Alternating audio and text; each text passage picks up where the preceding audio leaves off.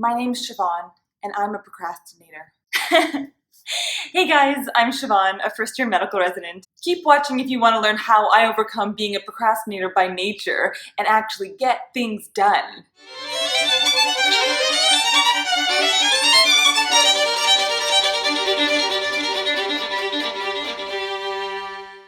Do you ever wonder why you procrastinate?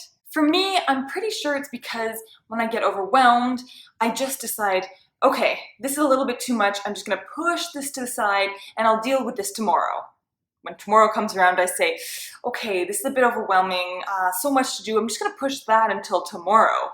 And then finally, it comes to the day where the next day is the deadline, and I have to do it, and there I am, a procrastinator late at night, typing away on my computer, or really freaking out to get a deadline. Sound familiar? So the first thing to do is actually to deal with that feeling of being stressed or overwhelmed in the moment. And so rather than pushing things away, you stop and you deal with that feeling. And I actually made a whole video about how I deal with stress in the moment, so you can look at the link above and try that out and let me know if that helps. Okay, so once you've dealt with feeling stressed, then we get into some hardcore planning and time management. Step number 1 is to list everything that you have to do. So for me, that's studying medicine, doing research, being part of committees, practicing the violin, doing YouTube, spending time with friends and family, working out, and relaxing. Clearly, I can't spend a whole bunch of time doing each of those things every day. So the next thing to do is to choose 1 or 2 priorities for that day. Can't choose all of them, just 1 or 2. I actually do this before I go to bed. So when I'm thinking about the next day, then I have a plan when I wake up, and my sleepy brain can't trick me into procrastinating because I already know what I'm supposed to be doing when I wake up. So that might be, I have to work on a research paper, and that's my focus each day for that week. But my second priority is to make sure I'm staying active and go to the gym often. So the next thing you need to do is write a list out of all the things that you want to just do a little bit of. So just a little bit. It's not a priority, but you don't want to procrastinate it. And this is the key to not procrastinating.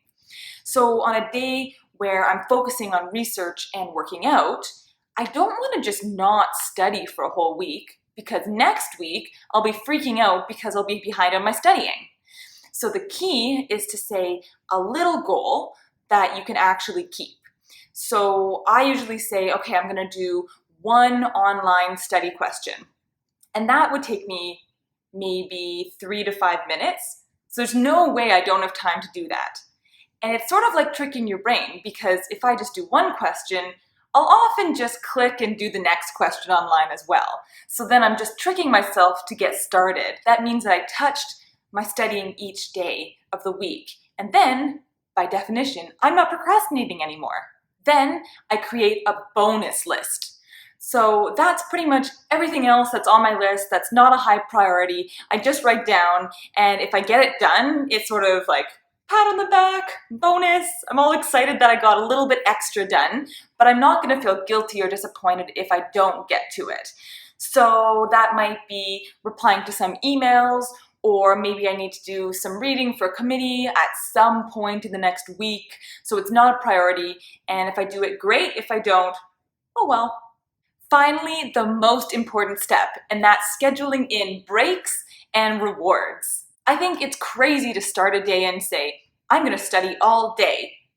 Your brain is just going to actually go on strike, and it's going to say, that's crazy, I'm not doing it. But if you start the day and you say, I'm going to study all day, but I'm also going to watch Netflix over lunch, and I'm planning a dinner, so I'm going to see my friends, and then I'm going to come back and study again and watch Netflix at the end of the day. That seems more doable. Then I just have 3 or 4 hours at a time that I'm working, and not just saying I'm going to work all day.